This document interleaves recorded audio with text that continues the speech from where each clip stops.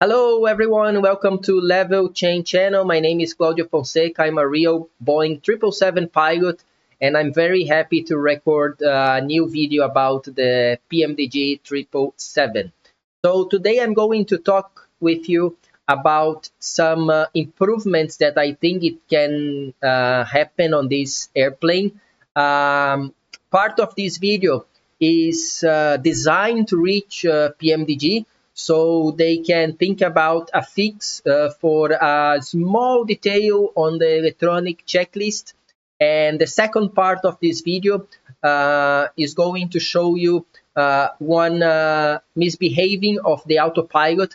I want to try to explain you how the system works in real life, what the system is doing on the PMDG airplane, and I hope that they can correct this misbehavior. I even opened already a ticket about it. They are following through, and I just want everybody to know because if this changes in the future, a couple of people will think that then it's a bug from the airplane, and it's not. Right now, there is a little problem with the autopilot in a very specific situation. Okay, so first of all, I would like to take you inside this airplane, and I'm going to show you these two things that I think PMDG has to improve. They are related to a normal flight. Okay, this is not the only two things. I'm pretty sure PMDG knows and is following all the tickets and all the comments around the world about the airplane, and I'm pretty sure they are working hard to get rid of some bugs and also improve the airplane. Okay, so the first thing that I want to talk today is about the checklist. Okay, the electronic checklist. There is a really nice post in the PMDG forum made by another 777 real pilot, and he mentioned a couple of things there. I agree with most of the things that he wrote there. A couple of things is not that I don't agree, it's just that are different airlines and different customization. For example, he asked for a after landing checklist or something like that, and they already explained on the forum that this is not going to happen, as this would be a customization from an airline, and what PMDG is bringing here is the pure Boeing checklist. Okay, even my airline or the airline that I work for has some differences on the checklist, including, for example, seat belts on approach checklist and the doors arming on the before start checklist and stuff like this that we are not going to see on the PMDG airplane. And I don't think we should, because I think we should try to follow as much as possible the Boeing procedure here, especially for people that are training to become a 777 pilot at some point. And then these small differences that you are going to have from company to company, of course, you are going to deal with that during your real training on the airplane. Okay, so but that is one thing that I want to say, and this guy mentioned correctly on his post on the forum. Okay, so let's go to the airplane, and I want to come close and I want to open the checklist. Okay, when you open the checklist on the Boeing 777, that is one thing that you have to notice. There will always be a cursor visible. Okay, sometimes this cursor is from the right side, sometimes this cursor is from the left side, so the captain or the first officer can work on the checklist, but only one per time. Okay, so this is already simulated by PMDG. So if I take my mouse that was here on the checklist line and I bring it down to the MFD that is handling the checklist, you are going to see now the cursor there. Okay, so this magenta cursor is there. I know it's from the left side because this is the symbol from the left side. Okay, so where you have this square with one line up, one down, one left, and one right. Okay, if I come down here, okay, I can use this lower side, and now you see that the cursor is different. the cursor is like a double line and there is no square in the middle anymore. Okay, so this is the cursor for the FO. So every time that I look to the screen, I already know which cursor is working. Okay, in this case is the right side. And if I press here on the left side again, you will see that the cursor changes again to the small square and the lines. Okay, so all of this it's replicated by Pmdg. Okay, so good enough. We know which pilot is dealing with the checklist. On your simulator, you don't care what kind of icon you have, because you are going to be handle your checklist with your mouse. So you are going to scroll your mouse the way that you want, and you are going to click with your mouse where you want. Okay, it's a standard left click on your mouse. Okay, but that is one thing. On the real airplane, okay, the pilots are working with the mouse on this touch screen here, and the left click of your mouse is actually this button that you can see here on the bottom. Okay, so on the on the left side of the captain, and on the other side is on the right side of the FO. So the captain keeps the hand here, resting here, so he used the four fingers to scroll around the area on the display, and he uses the thumb here as a click, as an option for the click. Okay, so on the checklist, on all the checklists, on all displays, you have only the option for one click. It's not like your mouse, you have left click, right click, or something. It's just one click. Okay, there is another thing.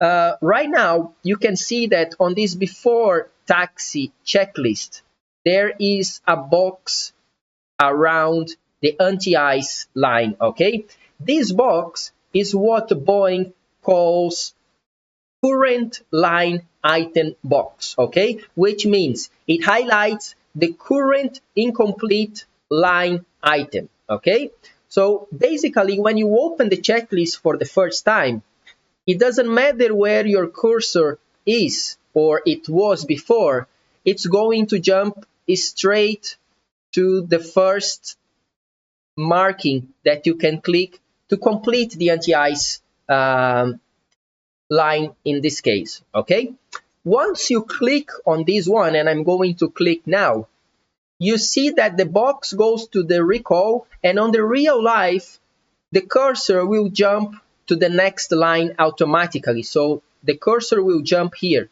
So in real life, when we open a normal checklist, okay, we open the checklist and we just need to click and click and click and click until we finish the checklist. We don't even have to move our cursor around. Okay, why I know Pmdg knows this issue, and why I know that this cursor is not moving, and they know that the cursor is not moving, because on their version of this airplane to the Prepare 3D, they were able to do it. So I think because of some limitation in the Microsoft Flight Simulator 2020, they were not able to get this cursor moving. Okay, it looks very complex actually to do, but they were able to do on the Prepare 3D, and they couldn't do on the Microsoft 2020. I know that they couldn't do because otherwise they will implement this function as well. But I'm here to propose Pmdg one solution to this that I'm pretty sure will help everybody.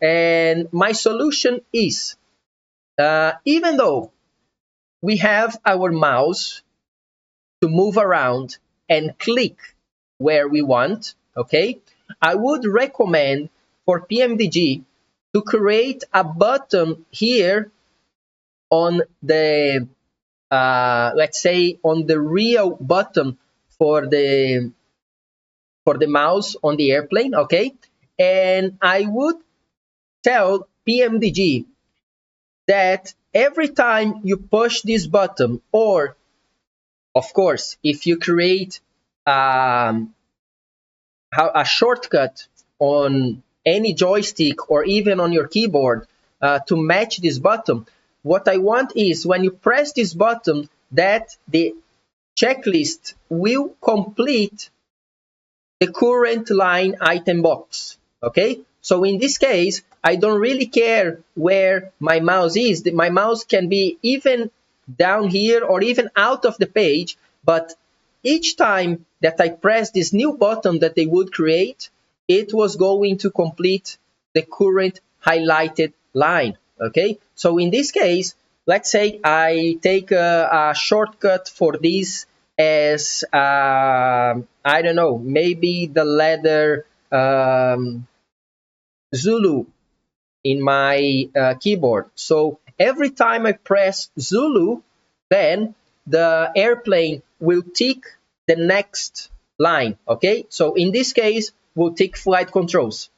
Doing this, I don't really need to move my mouse, and it will complete always the next step. Of course, if I want to override this item, like in the real airplane, I have to move my mouse there and click on override, okay? But as you see, I just override flight controls. The box, the highlight box, just moved to ground equipment, and I don't want to click with my mouse on ground equipment. I just want this button here to work and understand that every time I press this button is actually pressing the line for the highlight part of the checklist, okay? So I think this way, even though the cursor will not be moving on the display itself, at least we can keep running the checklist with only clicks without moving the cursor all along, okay? At least for the normal checklist, okay? I don't know how this would be handled in the no normal checklist when you have to click yes or no. Maybe because usually the selection for the highlight boxes, it goes straight to yes. So most probably if you want to say yes, you will be able to do with one click as well. And if you want to say no, then you would have to go to no and click with your mouse on the no. Of course, your mouse will still work because what they did to the checklist is working fine. My only improvement will be to create this extra button to make the real button active, okay? And that will allow us to create a shortcut. Then in this case, we would be able to come to the airplane and click here physically if we want, or just use any keyboard key or even a joystick key. For example, on my Boeing yoke, I have the autopilot disconnect button on the left and on the right side because Trustmaster designed the system in a way that we could be flying with the left or the right hand, okay? But as I'm flying with the left hand, the autopilot disconnect button on the right side, it makes no sense, okay? So I could be using that button on the right side of my yoke as a shortcut to this button, and then I would be able to complete all the checklist just by clicking, okay?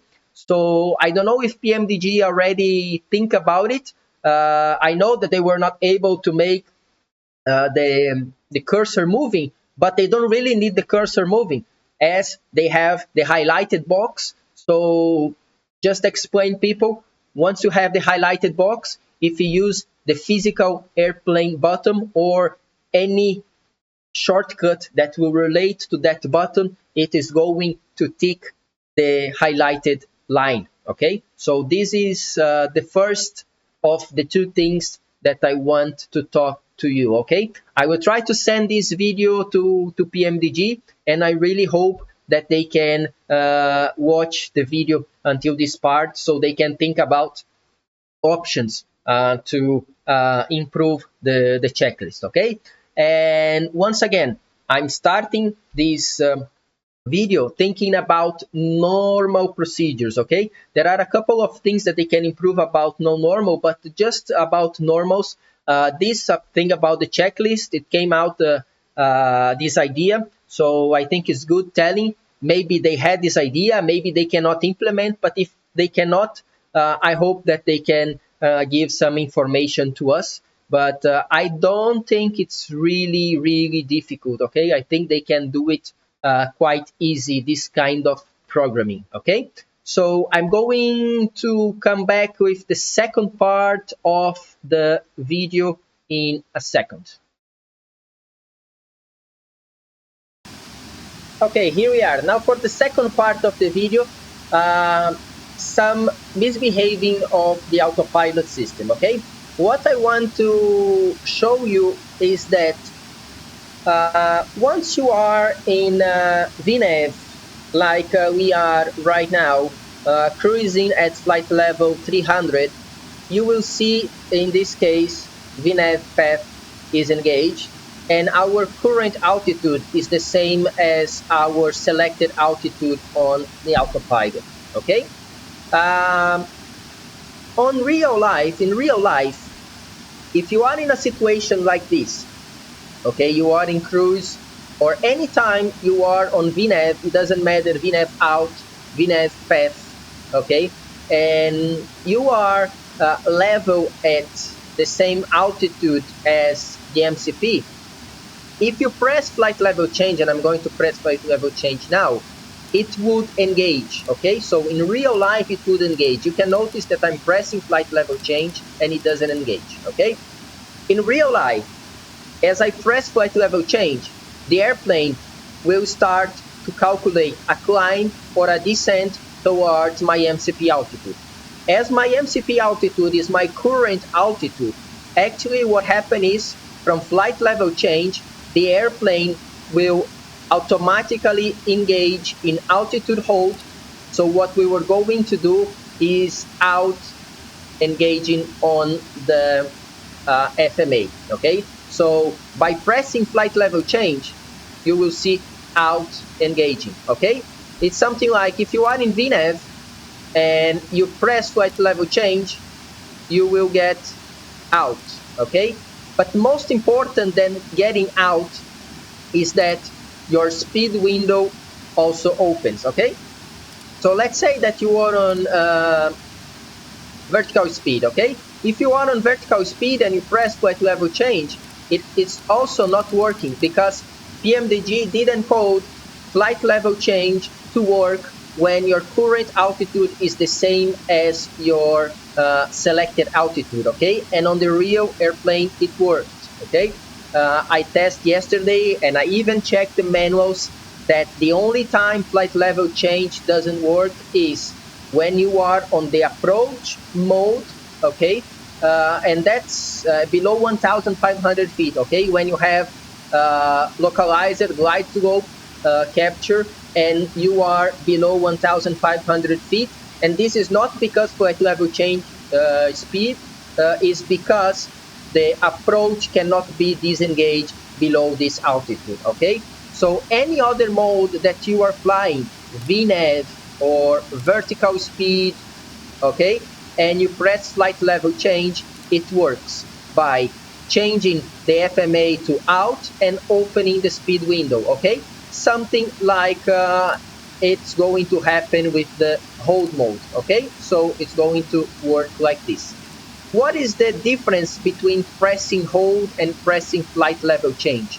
And that's something that I want to show you now, okay? The most important is flight level change not only opens the speed window, okay, allow you to control the speed window automatically, but also engages the auto throttle mode if it is disengaged, okay? And to show you this, I'm going to perform a small descent here, okay? Let's say I want to go down to 29,000 feet, okay? So I want to go down to 29,000 feet and I'm going to press altitude intervention. So the airplane is going to start descent in thrust and VNAV speed, okay? It's going to command a descent to around 1,250 feet on the descent speed because we are less than 50 miles to top of descent, okay? So the airplane is going down slowly. So as you can see, it's still reducing thrust as the speed is coming down. As we reach 261 knots in this case, the airplane is going to start to go down at 1,500 feet and the throttles will be there in hold like it is now, okay? So let's say I disengage my auto throttle now, okay? So I want to come closer here and for some reason I want to disengage my auto throttle, okay? auto throttle is disengaged, we have auto throttle disconnect message, we can cancel, okay? And the most important thing is, once I disengage the auto throttle, okay, the airplane is still on VNAV, so it's descending on VNAV speed.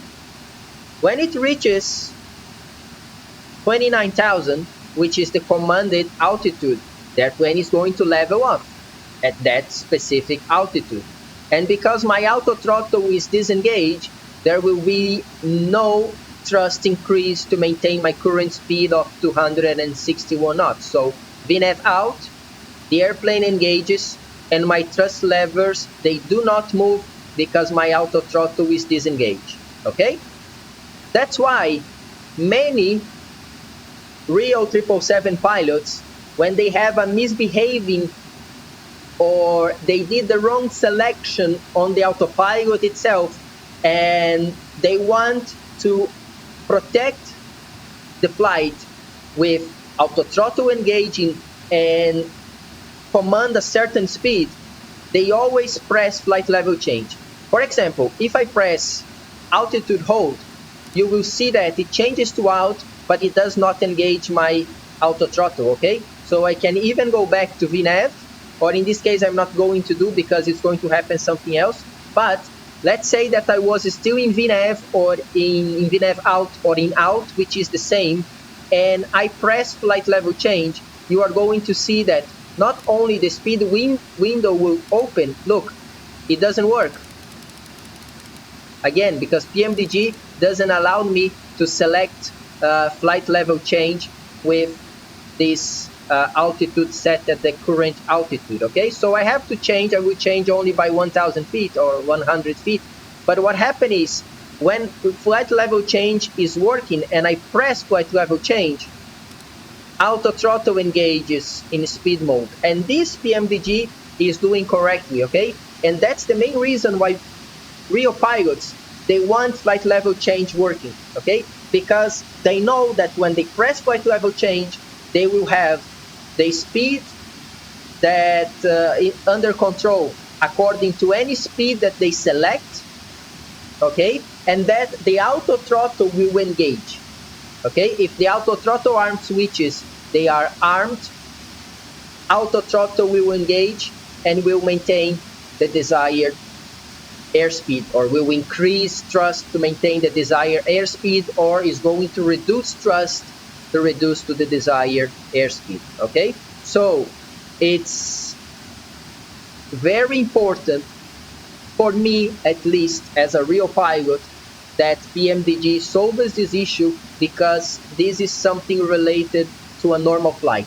This can happen in any flight, especially when you are on approach. As you already noticed, if you are flying the 777, if you have any speed on your FMC and this speed is even below your current flap maneuver speed, the airspeed will drop. It doesn't matter if you extend the flaps or not, okay? So pressing flight level change, gain control of your speed by having the means to directly select it and having the auto throttle engaging as well, it's very important, okay?